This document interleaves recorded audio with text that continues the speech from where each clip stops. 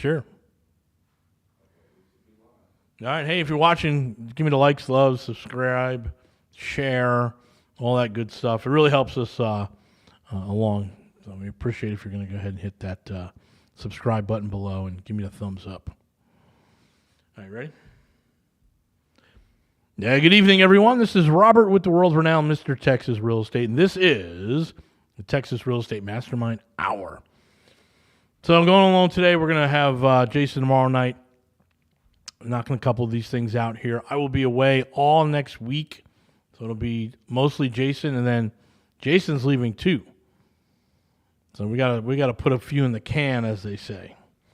Anyway, so for those of you who are listening at this early hour, since we're on now while I'm still awake, I want to just share a little bit about my background and kind of get you understanding where I'm coming from, my perspective. So I'm a third-generation contractor. My grandfather was a mason. My father was a roofer framer.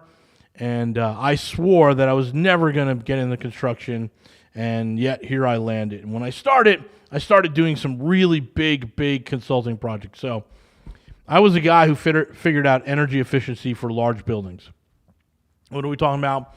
We're talking about theaters and schools and high schools and police stations and fire stations and daycare, commercial properties. And I did a little residential. I did a lot of these sort of McMansions, but I greened them all. And I really worked on energy efficiency for a good 15 years. So I was there when, LEED was a big thing, and then during the recession and all those tax incentives, we really worked very, very closely with building owners, mostly the building owner operator was our key contact. So for those of you that are building owner operators, we kind of understand what you're going through. At the time, this is it's all the way back in the early 2000s, our greenest president ever, George Walker Bush, and I'm not joking. This was a guy who understand that it wasn't going to be kids in grade school, recycling their cans. It was going to be wholesale adoption by large corporations.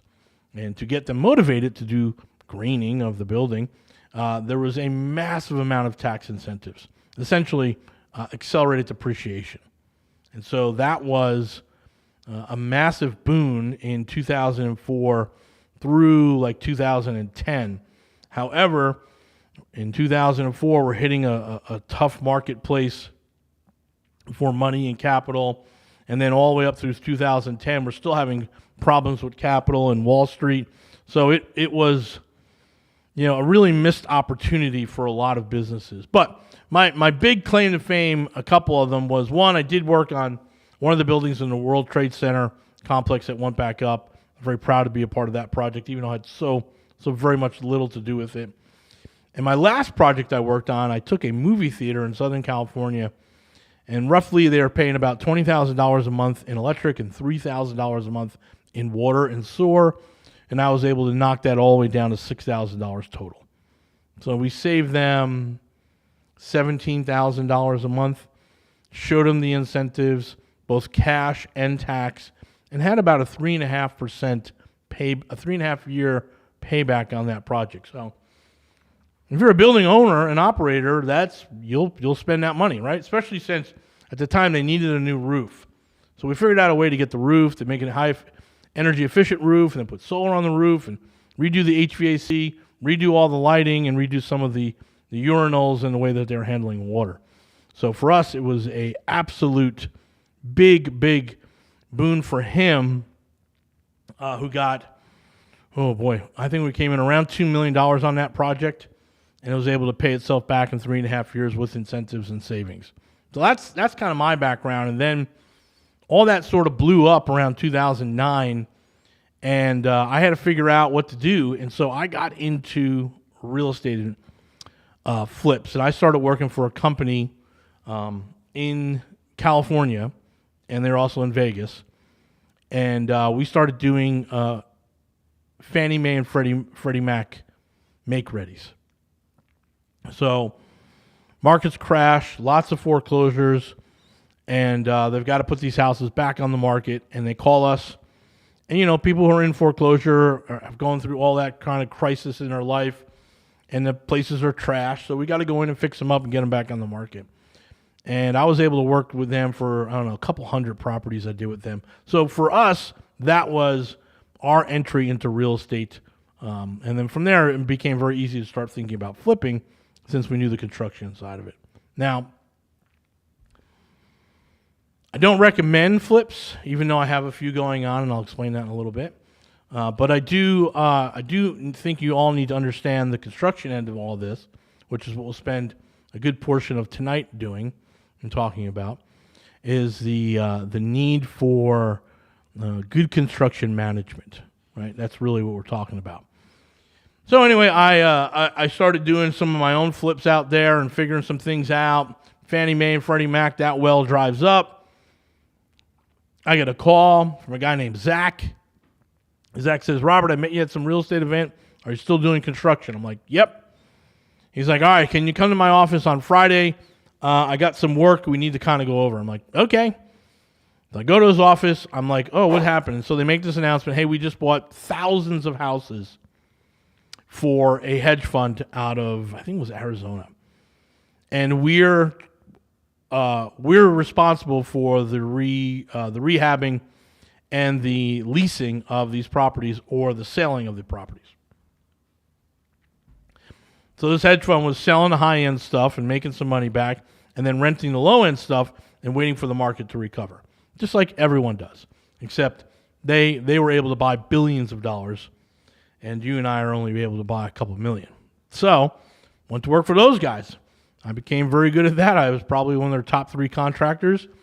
Did a lot of work. We moved out of one hedge fund into another hedge fund, into another hedge fund, into smaller hedge funds, and just really sort of rolling on all these properties. And God, I probably did another 100 or so with those guys.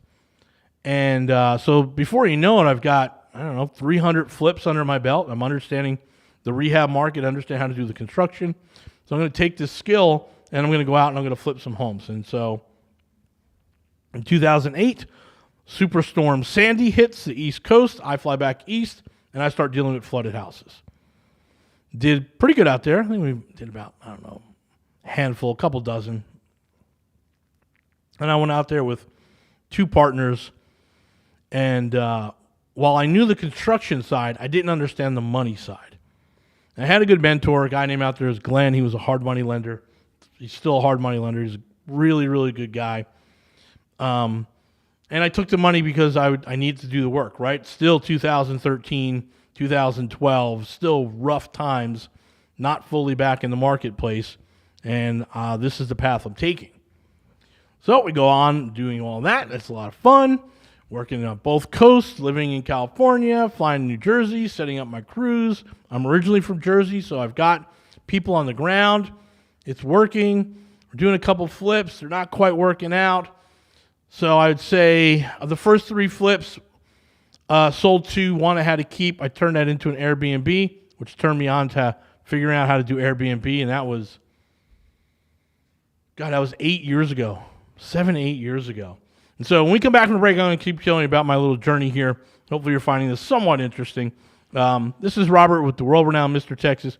Go to our website, mrtxre.com, mrtxre.com. Check out our events. We got a lot of stuff coming up this week.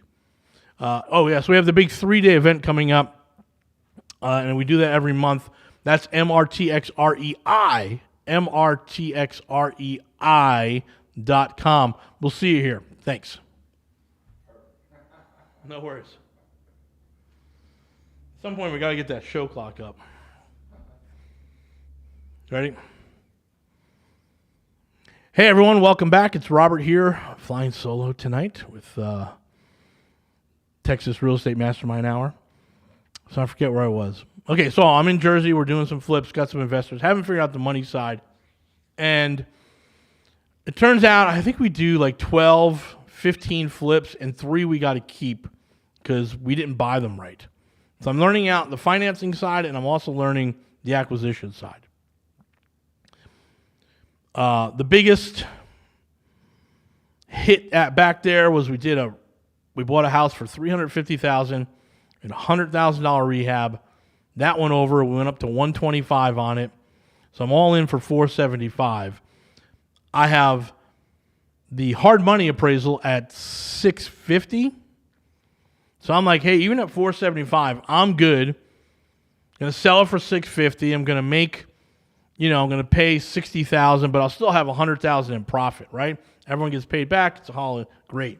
Well, we couldn't sell that house at the time for 650. Then we went down to 600. Then we went down to 575. And I'm like, hey, this is not good. So here's what we're going to do. We're going to Airbnb this one too. So that was a high-end, really nice house. And the problem with that house, and it's a rookie mistake that I made, again, 2013, 2014. It's a 5-bedroom, 3-bath. And it was nice. It was a nice 5-bedroom, 3-bath. It was an old house.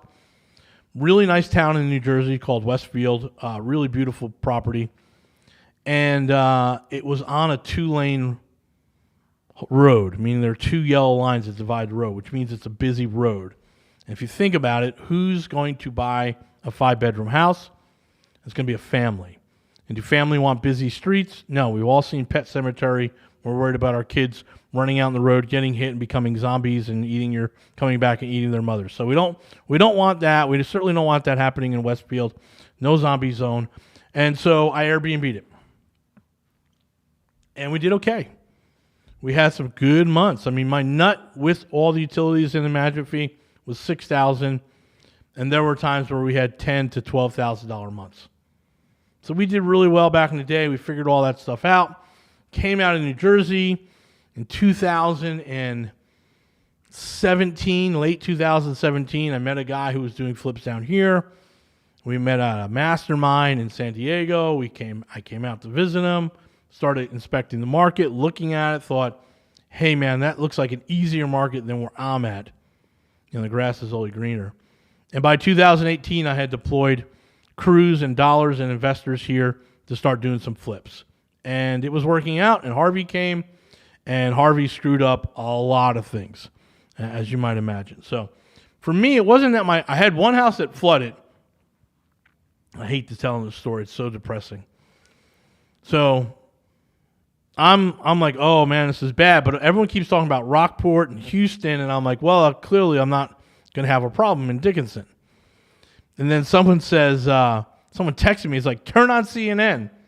And I turn on CNN, and there's a reporter for CNN in a rowboat going right past my house. I had 6 feet of water in this house. I'm like, oh, my goodness. So I got paid on it and all that stuff. The problem with Harvey was twofold. One, I had 3 other flips going on at the time, so that was rough because the market was, was really, really upset, was just in distress. So I had a couple that weren't selling as high as we thought they were going to sell, and then even bigger problem is the contractors took off from my jobs and went and started doing insurance work at a much higher rate. So I had 4 at the time, 2 I sold, not at a loss, but not as much as I thought. And then I had to carry these other 2 because I didn't have the contractors to finish it. When I finally got around to finishing them, we were still recovering a little bit from Harvey, and there was still a little cloudiness in the market. Did it flood? Did it flood? Nowadays, nobody cares. But everyone back then, 3 years ago, did it flood? Did it flood? I'm like, yeah. So guess what we did? We Airbnb'd those. We had to figure out how to carry them. And so then in 2020, late 2020, I was able to dump one of them, and that paid for itself, made some money back, we're good. I had started 2 other flips, and then that's when I was working more and more with Jason starting in 2019. So, it was real interesting, and the takeaway from the flood was there's insurance, right? So that paid very, very well. It was the lack of contractors. That became a real problem for me here. And so there's still 2 investors from back in the day that I owe some money to that we're still doing some flips on. So we're taking care of that now. I don't like to do flips, but I had a partner, and he's like, hey, can you help me do these flips so we can pay back some of my investors? I'm like, not a problem. Let's go ahead and do that. So we're doing some right now, and they're really interesting, the ones that we're seeing. So Again, we're buy and hold, buy and hold, buy and hold. But, man, I'm looking at some of these places and I'm like, oh, wow, this is still Harvey damaged. 5 years later, I'm like, this is still Harvey damaged. And they're like, yes, it is. I'm like, oh, now I understand what's going on. So just the last one, I'll give you an update on the flip. We just picked up a flip. I'm not going to tell you where, but ARV is $325. That's the appraisal that came back, and we bought it for $125. $125 with like a $3,000 credit, but we'll call it $125. And then the rehab is about $90. So we're in for $215 on $325. And in any metrics that anyone counts, that works. And so massive foundation problems. And we'll talk about foundations in the next segment. But that one's going to go, we're going to get that one done. So we're excited to see that one done. And I picked up another one, roughly the same numbers, 280 ARV, picking it up for 100. I think I can get it all done for 60. So 160 on 280. Again, by any classification of a flip, that's a good deal. So, and I'm going to pick up 2 more. We're just wrapping this stuff up. So that's fun. We got some flips going. This is, again, I know we preach we don't do flips, but every once in a while I definitely need to do a flip or two because it's the same old white shaker, gray vinyl floors, agreeable gray on the walls or chic gray from Home Depot, bright white on the trim, the same trim. I'm like, oh, I'm getting bored. So we can make a lot of money doing the boring stuff like we saw around here. But once in a while, I need something. So I'm walking this house with my partner, and I'm like, hey, we're going to put some built-ins over here. We're going to do a window seat on this side of the room. And I think what we'll do is, above and beyond, we'll put a wood-burning fireplace, a wood-burning stove in that corner. So when we fix the foundation, we'll put a couple extra piers there, and I'll put the fireplace in the corner with some bookshelves and a window seat in this big open room. I'm like, and I'm going to list it at $349, see what happens. Might do a couple barn doors on some of the rooms that we have. That might be a cool little feature, and a really nice kitchen. So I'm like, yeah, I can get this done for $90. Fence is going up already, so we're moving on this stuff. It should be nice, and it's just a little bit of creativity, not a lot. I don't want to get too tricky on this, but it'll look nice back there. And then the other one is the same thing. The other one is just, it's a really nice house, and it was a 2,200 square foot house that they turned into near a 4,000 square foot house. So I'm like, I don't need the 4,000 square feet. In fact, it'll be an anomaly in the marketplace. We're looking at the comps. So we were going to pull it back to about 2,800 square feet and demo the other parts, put the garage back to a garage. That's a big thing. Make it look like every other house on the block, just have an extra 600 feet. So I have a bigger family room and another bedroom. So it'll be a 4-2. Anyway, that's the stuff that I'm really good at. We can figure out the construction. We can hammer all this stuff home. And if you want to learn from me, you can come out to any number of classes that we have here, mrtxre.com, mrtxre.com. Go to our website, go to the event tab. There's stuff going on almost every night for the first 3 weeks of the month. And then the last week of the month, Jason and I travel. So make sure you check it out, mrtxre. Go to events. We'll see you here. Man, my fucking juice alerts. Ready? Hey everyone, welcome back. This is Robert with the world-renowned Mr. Texas Real Estate. This is the Texas Real Estate Mastermind Hour. So, we got a couple flips going, even though I'm not a biggest fan of that. I also, I'm a couple more acquisitions away from announcing our big overarching infotainment project that we're going to be doing. So that should be pretty fun. So keep an eye out. Make sure you subscribe. Go to our Facebook page. Follow us. Follow us on YouTube, Instagram, TikTok. We got a whole bunch of information coming out this year. It's the $1 Million Challenge. So we're gonna start pushing that out in March. So keep an eye out for that. But in the meantime, I got a couple flips, and I'm looking for 2 more. I would be happy to close those in April. I'll have my crews moving through. So obviously, I've done a lot of construction. I'm pretty good at it. There's still things that come up. I know how to vet a crew. I understand what we need. I know I can get the pricing we need. So some of the things that I want to share with you tonight is we'll go through the top 7. So I always say there's 7 things that you have to be aware of. So let's go through them really, really quickly. In fact, I'm going to say it really quickly and look in that camera so that she can just pull it off and make an Instagram. All right, ready? Hey, everyone. Robert here from Mr. Texas Real Estate, and I want to explain to you the 7 things you have to check out while you're buying a house. Now, we can all do flooring. We can all do paint. We can do kitchen cabinets. That's really easy, but there are 7 things, top to bottom. Look at your roof. Does your roof need work? Look at your windows. What kind of windows do we have? Look at your air conditioner. If it's a rusty bucket on the side of the house, you're going to need a new air conditioner. Look at your hot water heater. Make sure it's not old and it's leaking. There's usually a date on there. Look at the foundation. That's a big one. Make sure your foundation is in good shape. That could be a problem. Look at the electrical panel, right? The electrical panel is pretty expensive these days, so you better make sure that you're accounting for an upgraded panel. And lastly, you want to check the plumbing. Galvanized, copper, PVC, PEX, what kind of plumbing that you guys are having. Those are the 7 things that you should be looking at when you're about to buy a property. How's that?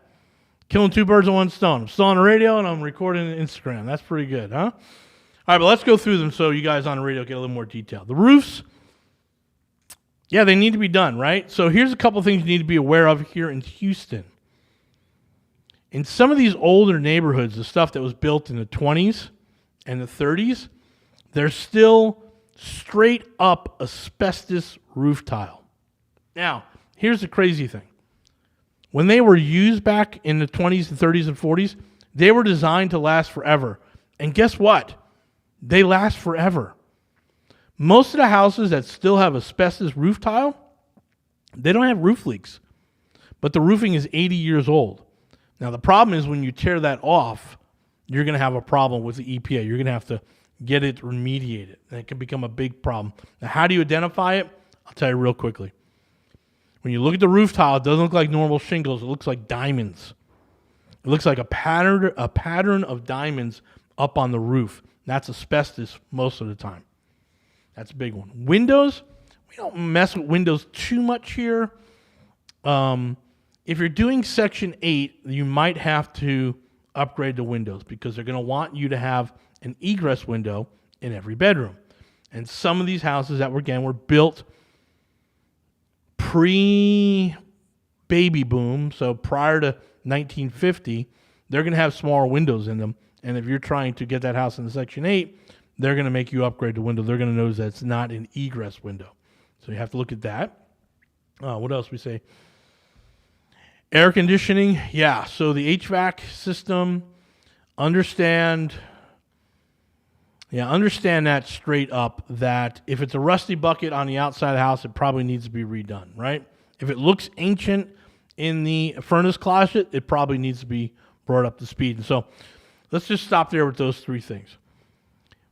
Roofing materials, the materials themselves have gone up. It used to be, man, when I first came to Houston, we were buying at like $92, $95 a square just for the materials, and we were getting the labor done around $80, $85. So we were all in for $180 a square to $200 a square. And we were happy about that. Square is 100 feet square. Again, as I tell everyone who comes in this business, every industry has their own math, their own acronyms, and their own words, and sometimes they're French words too, just to make other people feel dumb. Okay? But the roofing shingle packs are sold 100 square feet. It's a square, right? But don't worry about that. It's just another little hurdle that's thrown in the construction world just so you have to do more math, and if you figure it out. But there's plenty of online tools that will explain how much materials you're going to need for the roof if you measure it or walk it off. Anyway, we were getting it done for about $180 to $200 a square, which is great. Then it went up to like 110 on the materials. And, well, kind of a little bit of inflation. We went up to about 100. So now we're at 210 to 225. So we're at 100 on the labor for for the roof. And these days, just retail, you're at about $162 a square. So it's $262 is the cost retail. Now, we can do a little bit better than that. We buy volume. So my internal cost is around $250 a square. Now, as a contractor, am I going to charge $250? No, not at all. We want to be in that 20 to 30% margin range. So roofing materials, we might go a little bit less on, but let's just call it, and here's a big thing that this is how most contractors go broke. They can't do simple math. But we're going to talk to you about margins, which is not overhead. So I'm at $250 a square, and I'm going to want to make 20% on margin on it. So it's going to be $312 a square. That's pretty much retail now. $300 to $350 a square is retail. And I understand how they're getting it, and it sounds crazy, but you should be looking at between $300 and $350 a square. If you're getting it cheaper, good for you. But it's going to be $300 to $350 a square. Windows, well, COVID really slammed that. That was the supply chain. We've come back down now, back to earth. We're roughly, when I look at windows, if they're not supersized, I just put a $200 number in my head for the materials. It's not just a window, some framing materials, some wraps, some caulking, that type of thing. So I'm at $200 a window, and a good guy can pop in a window for, I don't know, $75. Right? Two-man crew can do 4 windows, no problem. It'll be done in like 2 hours with 4 windows. So we're like, hey, it's $75 on the labor. So $275 a window. But again, I want to run a margin on that. So I'm going to divide that by 0.72, my 28%. So it's going to be costing you guys retail or working with your contractors anywhere from $350 to $400 for a window installed, maybe more. And you might get discounts and you might get financing options, but $350 to $400 is fine. Again, as owning a construction company, I got to make money. I have a lot of overhead, insurance, and I carry a lot of expenses to start the project. I've got people I've got to get paid.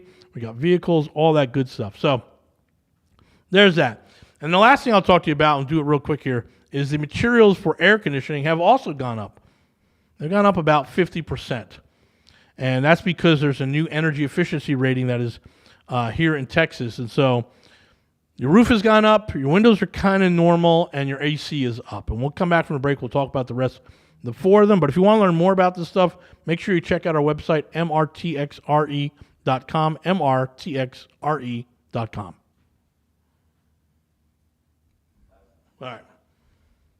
All right, welcome back, everyone. It's Robert here, still hanging out. Or let's finish up with the construction. The next 4 we talked about. So we talked about roofing, windows, and AC. Roof and AC materials have gone up for sure. Windows are kind of normal again, but there's, call it a 10 to 15% inflation bump. So we're not getting dirt cheap stuff anymore. And, okay, so next 4. Plumbing, that's a big one. Your hot water heater, that's another really big one. Your foundation and your electrical panel. So plumbing is plumbing. It's always been expensive. Calling a plumbing company is going to be your most expensive thing. Finding someone that has access to a master plumber but can do the work under the master plumber's license is how we do it. But again, it hasn't really changed. It's all the same pricing. The materials go up whenever time there's a flood or a freeze, right? So that's pretty normal. Your hot water heater, they've gone up. They've probably gone up about 35% in cost. But, 1 or 2 guys should be able to put a hot water heater in half a day. So you're going to pay $300 to $500 on the labor. So if the hot water heater is $1,000, $500 labor, my cost is $1,500. Again, I'm going to mark it up.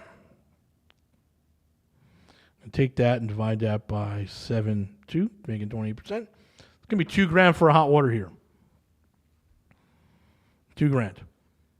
Okay, keep going. And guess now, listen, you can drill down on all these prices. That's great. But then you're doing the work of a contractor. So that's fine. You can work really, really hard to get everything I just mentioned 30% cheaper, because that's really what I'm getting it for. But you're going to have to work really, really hard.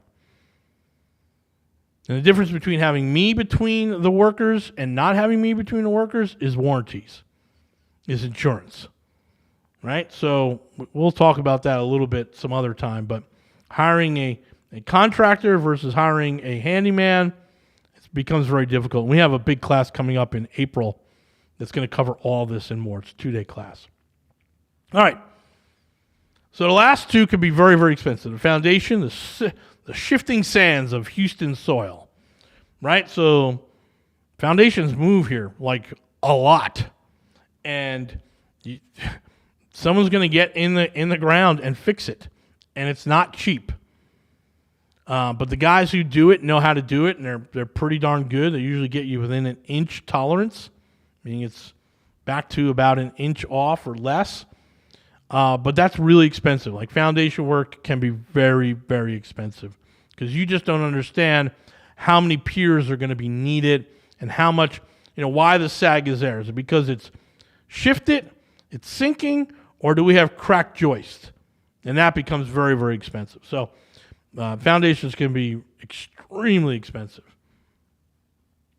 So you got to be aware of that. And that is a challenge. And, get the foundation inspection before you take on that property. It's worth the $400. Trust me. It's worth it.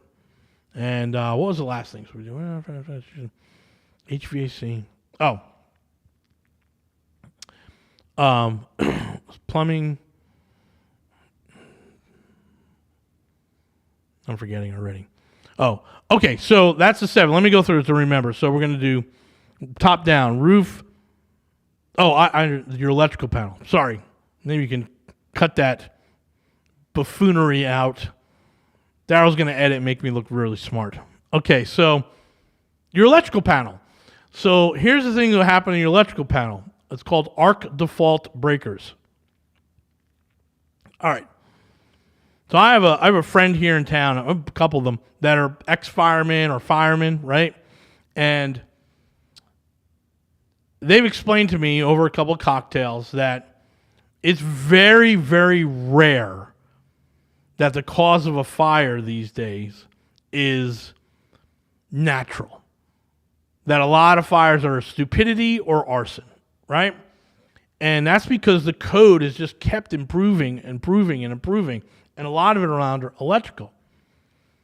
So these arc default breakers are designed to, again, stop the outlets from overheating, which causes fires, and making sure all of that stuff is in line. However, where you used to be able to buy a breaker for $15, it's now $60 or more.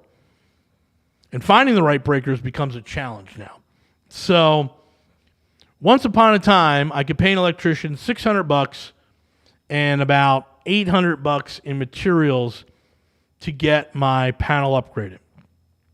And these days, it's about $1,000 for the electrician, and $1,750 is the number I use for all the materials. So the materials, again, have doubled on the electric. So I don't think you're getting away with less than $3,000 on an electrical panel. Unless, again, I mean, my electrician is my neighbor, right? So I'm hoping I'm getting good deals.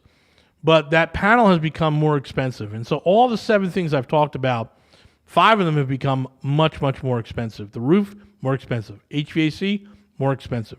Foundation, very, very expensive. Hot water heaters, more expensive. And the electrical panel, more expensive.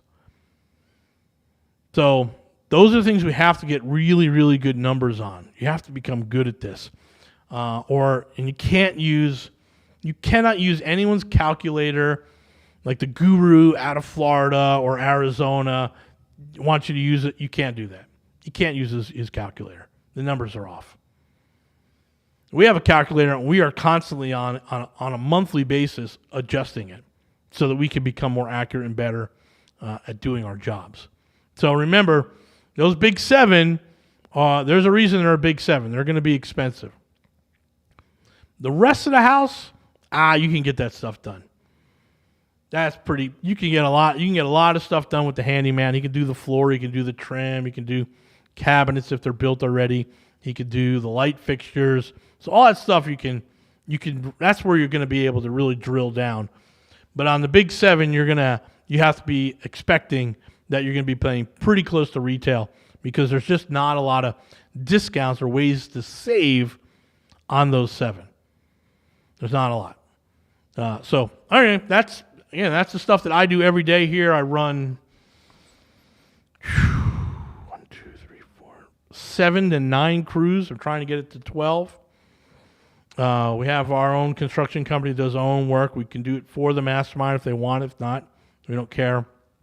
We have plenty of work.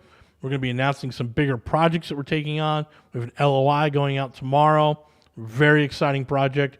So, yeah, that's kind of how we're getting through a lot of this. And as Jason mentioned the other night, he had a conversation with a hard money lender, and he said, "Hey, the money, the acquisition, you can figure that out. But if you have a reliable construction team, you're going to have problems." And so we've built a reliable construction team, and we'd love to teach you about that. Love to teach you about all this real estate. Make sure you come out to the 3-day class, mrtxrei.com, mrtxrei.com. And it's a whopping $97, and it's 2.5 days, Friday night, Saturday, and Sunday. It's well worth every penny. How much more time I have? 40 seconds. Okay, good. So I'm going to start a segment pretty soon here called Rob Bought a Tesla. We'll do that on video as well, and I'll go down breaking through some of the stuff. But it's really interesting to see my neighbors like, "Oh, what's the matter? You don't like oil and gas?" And I'm like, "I like it just fine when it makes electric." So, so I have a Tesla. I'm here to be the first one in the neighborhood. I'm rolling up on people like dead silent. They're jumping. "Whoa, where'd you come from?" So we're having a lot of fun with the Tesla. I'm going to start the little segment called Rob Bought a Tesla and break down all this stuff and understand really how good Elon Musk is for this state. And I think we need to understand how many jobs he's creating, high-paying jobs, good-paying jobs, and the fact that the world has their eyes now upon Texas once again. Hey, guys, don't forget to check out our 3-day class, mrtxrei.com, mrtxrei.com. Thanks.